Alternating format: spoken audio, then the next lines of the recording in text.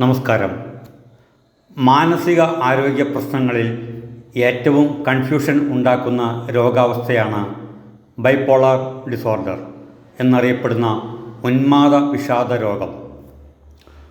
Mood disorder എന്നുകൂടി അറിയപ്പെടുന്ന ഈ രോഗത്തിന് 2 എപ്പിസോഡ് ഉണ്ടാകും.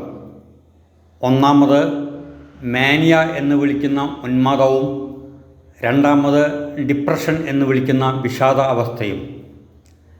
മാനിയ ഘട്ടത്തിൽ അമിതമായ സംസാരം, അമിതമായ ഊർജവും വികാരപ്രകടനങ്ങളും.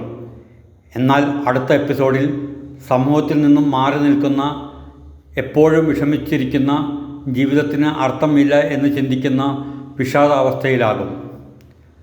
ജനിതക പാരമ്പര്യം, തലച്ചോറിലെ കെമിക്കൽ തകരാറുകൾ, ജീവിത അനുഭവങ്ങൾ എന്നിവയാണ് ബൈപോളാർ ഡിസോർഡറിന് കാരണങ്ങൾ.